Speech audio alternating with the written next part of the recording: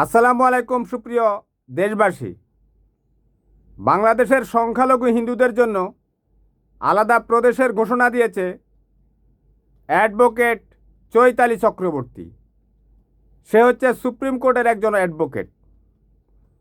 আপনারা এতদিন দেখেছেন সোশ্যাল মিডিয়ায় তার বক্তব্য, বিশেষ করে ফেসবুকের রিলসগুলোতে তার ভিডিওতে হাজার হাজার লাইক রয়েছে।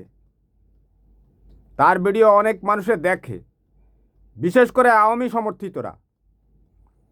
এখন চৈতালির আসল রূপ ফিরে এসেছে। সে বলেছে, আপনি দুইটা মারলে আমরা একটা মারব। হিন্দু মুসলমান আগে যেভাবে মিলেমিশে ছিল সেভাবে থাকতে হবে। চৈতালি বলছে তারা বিশ্বের অন্যান্য মানবাধিকার বা বিভিন্ন শক্তি থেকে সাহায্য সহযোগিতা নিয়ে হিন্দুদের জন্য আলাদা প্রদেশ তৈরি করবে। এরপরই কথাটা ঘুরিয়ে রেখেছে, বলেছে আমরা কিন্তু সেটা চাই না। কারণ তার অন্তরের যে ভাবনা, তার অন্তরের অন্তর্নিহিত তাৎপর্য কিন্তু বেরিয়ে এসেছে।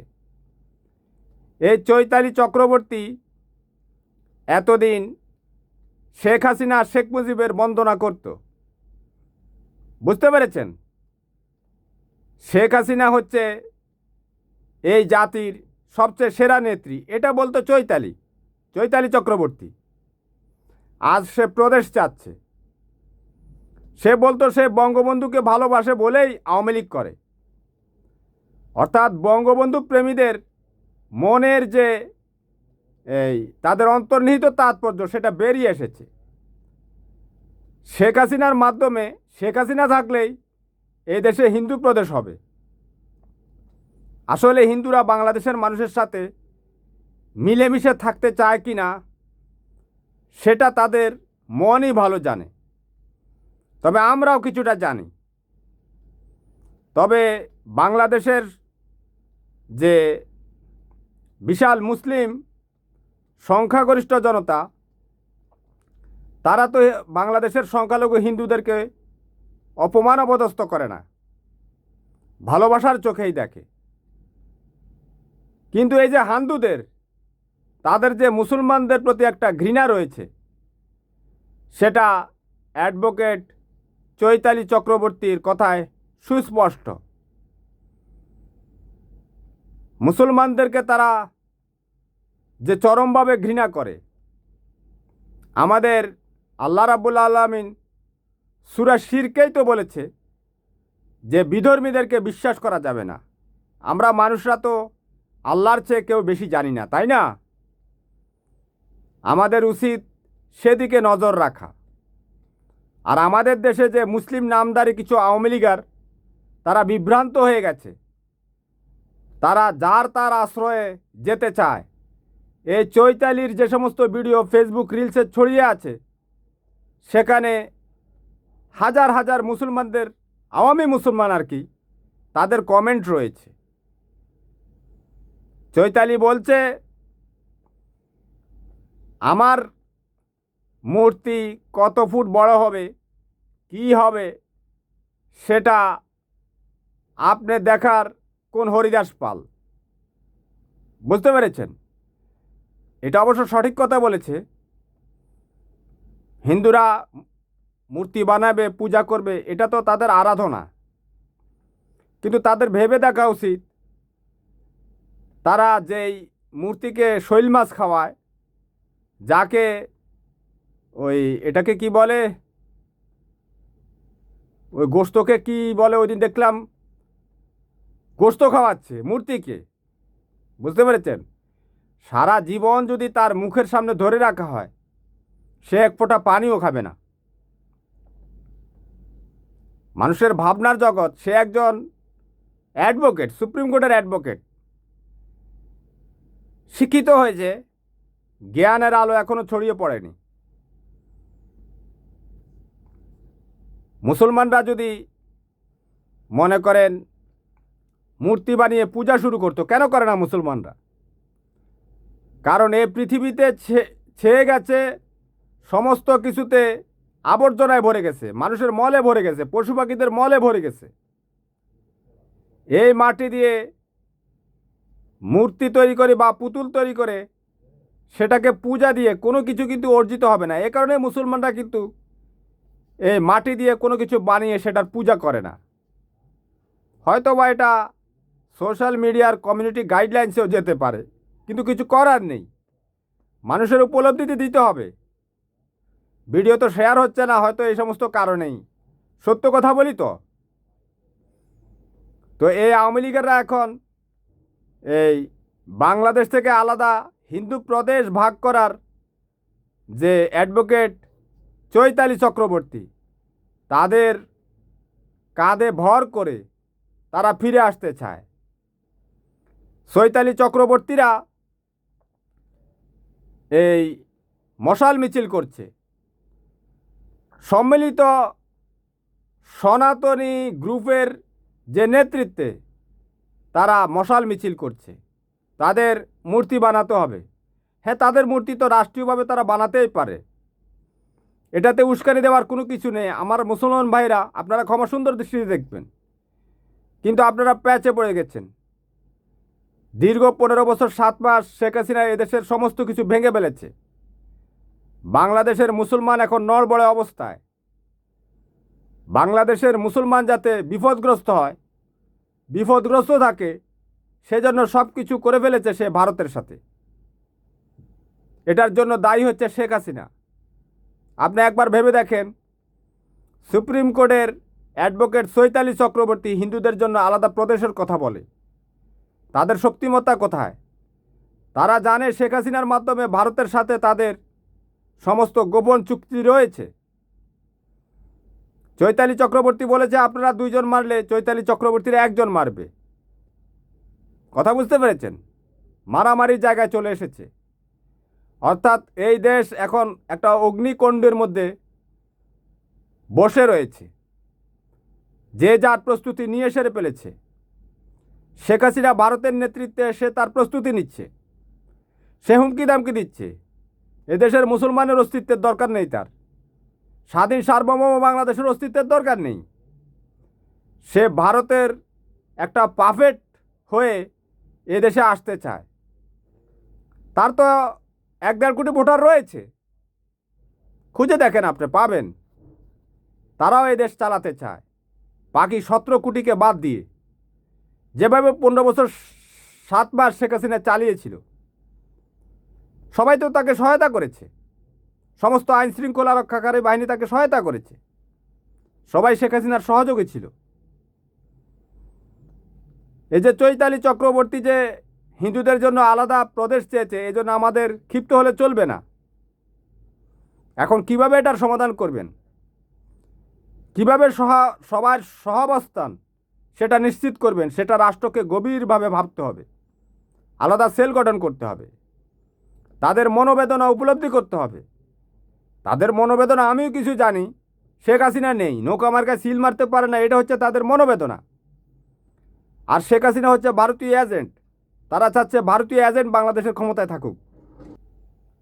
ভারতীয় এজেন্ট শেখ হাসিনা ক্ষমতায় থাকলে কি হবে সেটা সম্বন্ধে আপনারা অবগত রয়েছেন। 15 বছর 7 মাসের ইতিহাস আপনি ভুলে যান নাই। 15 বছর 7 মাসের সেই নির্যাতনের ছবিগুলো মানুষের চোখের অন্তরালে চলে যাচ্ছে। সেগুলো বারবার দেখাবার ব্যবস্থা করতে হবে। নতুন প্রজন্ম তৈরি হচ্ছে। এই 2 বছরের মধ্যে কয়েক লাখ শিশুর জন্ম হয়ে গেছে। সেই শিশুরা কি তাদের ইতিহাস সম্বন্ধে জ্ঞান লাভ করবে না? তাদেরকে আমি তো প্রস্তাব দিয়েছি, শেখ হাসিনার নির্যাতনের যে প্রতিচ্ছবিগুলো রয়েছে সেগুলো রাজধানী বা জেলা শহরের যে সমস্ত জায়গায় মানুষের অবাধ বিচরণ হয়, জনসমাগম বেশি হয়, সেখানে অবশ্যই সরকারিভাবে ডিসপ্লের মাধ্যমে এগুলো প্রদর্শন করতে হবে। কিভাবে শেখ হাসিনা লগি বৈঠা দিয়ে এদেশের মানুষকে 28 অক্টোবর 2006 সালে হত্যা করে সেই মানুষের মৃতদেহের উপর নৃত্য করিয়েছে, সেটা তো এই প্রজন্ম জানে না। যারা 5 আগস্ট 2024 সালে বীর দর্পে এদেশকে রক্ষার জন্য এগিয়ে এসেছে, তারাও অনেকে জানে না। কিভাবে পিলখানা আমাদের দেশপ্রেমিক সেনাবাহিনীর অফিসারদেরকে নৃশংসভাবে হত্যা করে তাদেরকে সুয়ারেজের লাইনে ফেলে দিয়েছে, সেই প্রতিচ্ছবিও কিন্তু এই প্রজন্ম জানে না, কারণ সেটা 17 বছর আগে হয়েছে। 17 বছরের অনেক যুবকও কিন্তু 5 আগস্ট 2024 সালে জীবন দিয়েছে। সবাই এই সম্বন্ধে অবগত নয়। বুঝতে পেরেছেন? যে রিক্সাওয়ালা বলছে শেখ হাসিনা ভালো ছিল, শেখ হাসিনা আসবে, সেও জানে না, কারণ সে তো রিক্সা নিয়ে ব্যস্ত। কথা বুঝতে পেরেছেন? 5 আগস্ট 2024 সালে পুলিশ লীগ যেভাবে হত্যা করেছে মানুষকে, গুলি করার সে সমস্ত ভিডিওগুলো দেখা যাচ্ছে, সেটা তো রিক্সাওয়ালা জানে না, সে রিক্সা নিয়ে ব্যস্ত ছিল। কথা বুঝতে পারেন নাই? সবাই তো সে অবস্থানে উপস্থিত ছিল না। যারা আন্দোলনে ছিল তারা ছিল। এখন রিক্সাওয়ালার কাছে সেই ভিডিও আপনি কীভাবে পৌঁছাবেন? তার কাছে তো স্মার্টফোন নেই। তাকে আপনি এই ডিজিটাল ডিসপ্লের মাধ্যমে রাজধানীর মোড়ে মোড়ে রাষ্ট্রের কিছু টাকা খরচ হলেও একটা মানব সভ্যতা, একটা সভ্য জাতি তৈরি করার জন্য, যে হিংস্র আওয়ামী লীগ, যে পৈশাচিক জঙ্গি আওয়ামী লীগ, যে নিষিদ্ধ ঘোষিত জঙ্গি, এদেরকে প্রতিরোধ করার জন্য মানুষকে ব্রেন ওয়াশ করতে হবে। আপনি কিভাবে এদেরকে প্রতিরোধ করবেন? 5 আগস্টে এভাবে দেশের মানুষকে হত্যা করার পরও অ্যাডভোকেট চৈতালি চক্রবর্তীরা এখনও এদেশে শেখ হাসিনার রাজত্ব দেখতে পায়। শেখ হাসিনার রাজত্ব আসা মানে ভারতের রাজত্ব আসা, এটা আপনাকে মনে রাখতে হবে। চৈতালিরা যদি আলাদা প্রদেশ করতে চায়, সেটার জন্য তো তাদেরকে যুদ্ধ করতে হবে, তাই না? তো সেটার জোগাড় নিশ্চয়ই তাদের রয়েছে, নইলে আলাদা প্রদেশ তারা কিভাবে প্রতিষ্ঠা করবে? আপনাদেরকে মনে রাখতে হবে, আপনাদের কাছে লাঠি ছাড়া কিছুই নেই। ঠিক আছে, লাঠি থাকলে হয়, যার দেশপ্রেম রয়েছে, যে বীর দর্পে এগিয়ে চলে, তাকে কোনো বুলেট, বামা এগুলো প্রতিরোধ করতে পারে না। সেটা 5 আগস্ট 2024 সালের আগে আপনারা দেখিয়েছেন। সেটা আপনাকে প্রতিদিন দেখাতে হবে। সেটা যদি আপনি দেখাতে না পারেন, 1971 সালে যেরকম হয়েছিল, বাংলাদেশের কিছু নারী তো তাদের ইজ্জত হারিয়েছে, সম্ভ্রম হারিয়েছে, এটা তো আপনাকে মনে রাখতে হবে। সেটাই আওয়ামী লীগ। 1971 সালে পাকিস্তানি হানাদার বাহিনী যেটা করেছে, 15 বছর 7 মাস শেখ হাসিনার জাঙ্গিয়ারা সেটা করেছে। কেন মনে নেই? ওই যে পুলিশ লীগের এসপি, ওর নাম কি, পুলিশ লীগের এসপি যে জঙ্গি ট্যাগ দিয়ে ওই যে মহিলাকে বর্ষণ করেছিল, পুলিশ বলবো কিনা জানি না, পুলিশ লীগ তো ছিল। ওই যে পুলিশের এসপি আলেফ উদ্দিন, কোনো একজন নারীকে পছন্দ হয়েছে, এটা তো পছন্দ না, এটা হচ্ছে লুন্ডাখুরিতা। কারণ এরা কিভাবে দেখেন, মানুষের চোখ কিভাবে মানুষকে অনুসরণ করে। মহিলাকে দেখতে শুনতে পছন্দ হয়েছে, তার স্বামীকে জঙ্গি মামলা দিয়ে পুলিশ লীগের যে এসপি আলেফ উদ্দিন, তাকে দিনের পর দিন বর্ষণ করেছে। সেই নারী পরে হতাশাগ্রস্ত হয়ে, বিকারগ্রস্ত হয়ে পৃথিবী ছেড়েছে, একমাত্র তার স্বামীকে রক্ষা করার জন্য। রাষ্ট্রের কোথাও তার যাওয়ার জায়গা ছিল না তার। রাষ্ট্রের নাগরিক এতটা অসহায় হয়ে পড়েছিল। সে আলফউদ্দিনটা কিন্তু এই আওয়ামী পরিবার থেকে এসেছে, আপনাকে মনে রাখতে হবে। সিলেট বিশ্ববিদ্যালয়ে যে ছাত্রলীগের জঙ্গিরা সে স্বামীর কাছ থেকে স্ত্রীকে ছিনিয়ে নিয়ে বর্ষণ করেছে, তারা আওয়ামী পরিবারের সদস্য ছিল। নোয়াখালীর বানিন বেগম ধানের শীষে ভোট দেওয়ার অপরাধে তাকে 10-12 জন যে বর্ষণ করেছে আওয়ামী লীগের লোকেরা। বরিশালে যে বিএনপি কর্মীকে সহায়তা করার অপরাধে মরিয়ম বেগমকে বর্ষণ করেছিল, তারা কিন্তু আওয়ামী লীগ এবং আওয়ামী পরিবারের সদস্য। আপনাদেরকে মনে রাখতে হবে। অর্থাৎ আওয়ামী লীগ এই দেশের মানুষের বিরুদ্ধে কিন্তু যুদ্ধ বরাদ করেছে। মানবতা বিরোধী অপরাধ করেছে। নিজ জাতির উপর কিন্তু তারা যুদ্ধ চাপিয়ে দিয়েছিল। সেই যুদ্ধের যে স্ফুলিঙ্গ সেটাকে ধারণ করে এই যে উৎসাহী সুনাগরিক ফয়সাল যখন এই ঢাকা উত্তর সিটি কর্পোরেশনের মহিলা যুবলীগ নেত্রী বেবিকে আটক করে পুলিশে দিয়েছে, এখন তার জীবনের নিরাপত্তা নেই। এর কারণ হচ্ছে ন্যায়ের শাসন প্রতিষ্ঠিত হয়নি। বেবিকে আটক করে দেওয়া, তার উপর তো কোনো শারীরিকভাবে লাঞ্ছনার শিকার হয়নি। যেভাবে ছাত্রলীগ যুবলীগের জাঙ্গিয়ারা যেভাবে এদেশের নারী পুরুষের উপর আঘাত করেছে, সেরকম তো আঘাত করা হয়নি। এটা মনে রাখতে হবে। কই সে আমাদের জাতির সূর্য সন্তান যারা বীর দর্পে 5 আগস্ট এগিয়ে এসেছিল? 5 আগস্ট যারা আবাবিলের মতো ঢাকার রাজপথে তারা হন্য হয়ে দেশবিরোধী শক্তিকে তাড়িয়ে বেরিয়েছিল, তারা যদি এগিয়ে না আসে এই জাতিকে রক্ষা করা যাবে না। অ্যাডভোকেট চৈতালি চক্রবর্তী তারা বাংলাদেশে আলাদা হিন্দু প্রদেশ করার ঘোষণা দিয়েছে। এতে বিচলিত হওয়ার কিছু নেই। হিন্দুদের উপর কোনো রকম কটূক্তি করা যাবে না, তাদেরকে ভালোবেসে জয় করতে হবে। কিন্তু তারা জয় হবে কি না তাদের, সেটাই হচ্ছে এখন সবচেয়ে বড় বিষয়। আমার মনে হচ্ছে না তারা বাংলাদেশের যে বর্তমান যে রাজনৈতিক পরিস্থিতি, গণতান্ত্রিক পরিস্থিতি, এটাকে তারা মেনে নিচ্ছে।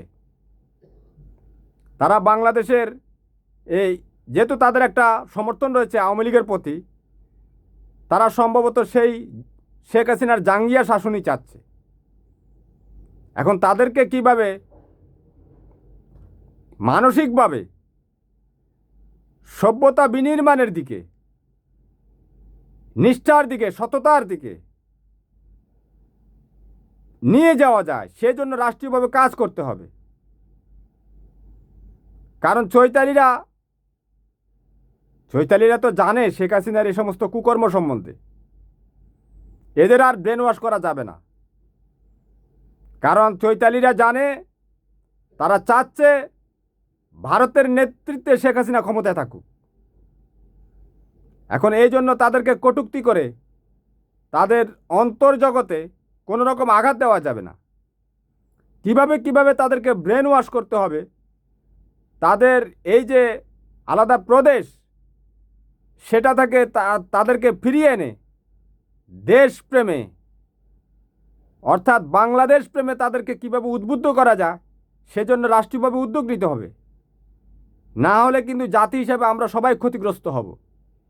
কিভাবে হিন্দু মুসলমান সবাই ঐক্যবদ্ধভাবে এই জাতিকে টিকিয়ে রাখা যায় সেই ব্যবস্থা করতে হবে। না হলে আমি কিন্তু এই দেশে একটা গৃহযুদ্ধের যে পদধ্বনি সেটা শুনতে পাচ্ছি।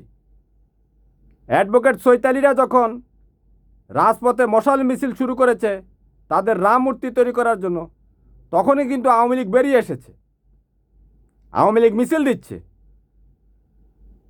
বুঝতে পেরেছেন? আর সেই আওয়ামী লীগের নেত্রী বেবিকে আটক করেছে ফয়সাল, সেজন্য তাকে হুমকি ধমকির শিকার হতে হচ্ছে। তার জীবন এখন নিরাপত্তাহীনতায়।